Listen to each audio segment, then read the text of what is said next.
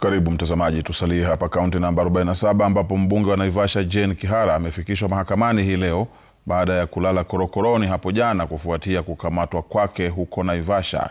Tuhuma zinazomkabili ni kuchochea waandamanaji. Tusikilize mengi zaidi yanayofanyika sasa huko mahakamani. So that answers the most difficult question he raised. Can we apply a law that was enacted in 1980 today? The answer is yes, and the reason is Section 7 of Schedule 6 of the Constitution. To that extent, Section 94 of the Penal Code, which was enacted in 1980 and which provides for the offense described in the charge sheet, then is still applicable today. And then there's another fundamental argument, again in its element, that one, you are at the same pedestal with the Parliament by dint of Article 10, that's correct. But that Parliament has been negligent, and that because of their negligence, don't be negligent, help them out. Interestingly, the suspect is a member of Parliament. It's very interesting. So that the suspect was negligent, leading to charges against her. But that is by the wayside. Now,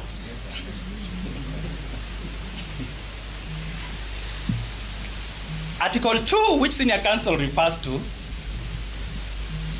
and I'll refer the court to Article 2, I think sub-Article 2 of Article 2, let me just look at it.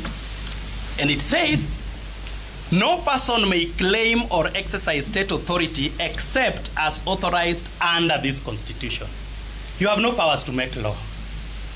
You have no powers to repeal laws. You have no powers to amend laws. That power belongs to Parliament. That Parliament which is inept and or negligent, in the words of the defense, is the only authority under this Constitution to make, amend or repeal laws.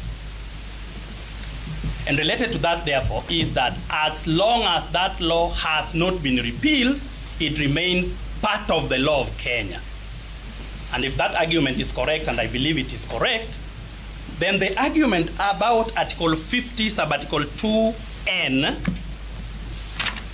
which is a very easy one to answer as we go on, that every accused person has a right not to be tried for an offense in respect of an act or omission, N, not to be convicted for an act or omission that at the time it was committed or omitted was not an offense in Kenya.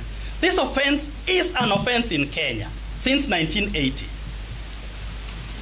So until it is repealed, this court and the Office of the Director of Public Prosecutions has an obligation to enforce the law.